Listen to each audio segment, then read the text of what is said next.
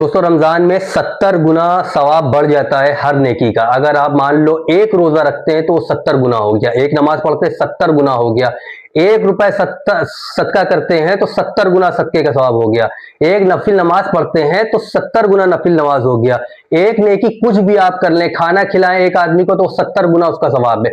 जो भी नेक अमल करते हैं वो 70 गुना आपको मिलेगा सिर्फ रमजान में। और रमजान आता कब है?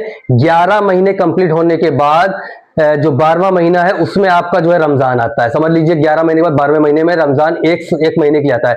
तो एक महीने में वो ऐसा है कि जैसे कोई वैकेंसी चल रही है या कोई खजाने के अंदर आपको छोड़ दिया गया कि एक महीने के अंदर जाओ, जितना आप उसको भर सकते हो भरो और भर के वापस आ जाओ। सिर्फ ये ताला खुलेगा एक महीने के लिए और 11 महीने आप वेट कर रहे हैं उस खजाने के खुलने के लिए। तो ये खजाने जैसा है। तो आप सोचिए, अगर जैसे मैं जिम से रिलेटेड वीडियो बनाता हूं तो आपको मैं समझाना चाहता हूं कि दोस्तों रोजा फर्ज है। अगर आप छोड़ते हैं तो उसका आपको उसका बदले में खाना खिलाना पड़ेगा और उसके बाद रमजान खत्म हो जाएंगे, उसके बाद भी वो रोजा आपके ऊपर फर्ज रहेगा, उसको आपको बाद में कंप्लीट करना है। तो रोजा आप छोड़ ही नहीं सकते। तो आपको ये करना है कि रोजा जरूर रखना है, आपको पूरे रमजान की तरावी पढ़नी है और आपको 5 टाइम की जो नमाजें हैं वो आपको रमजान में करना है। ऐसे तो आप पढ़ते नहीं, खाली जुमा जुमा पढ़ते हैं।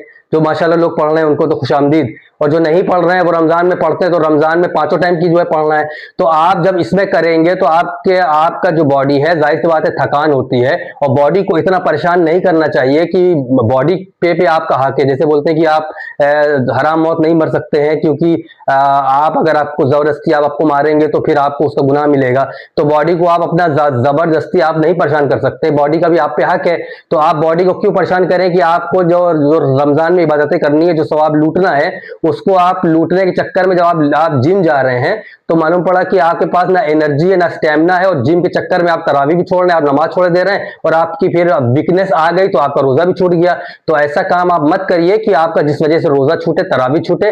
सिर्फ एक महीना मिलना है, उस एक महीने में आप जम के इबादत कर लीजिए, जितना सवाब लूट सकते हैं लूट लीजिए, क्योंकि जब आंख बंद होगी उसके बाद जो दूसरी जिंदगी में खुलेगी उसमें आपको पता चलेगा कि आप क्या आपने मिस किया था, काश हम फिर से दुनिया में जाएं वो सवाब करके आए।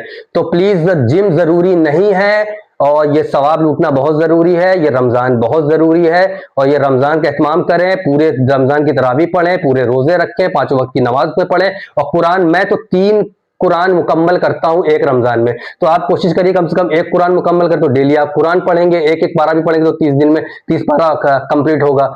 तो उसका एहतमाम करिए और जिम के पीछे मत भागिए।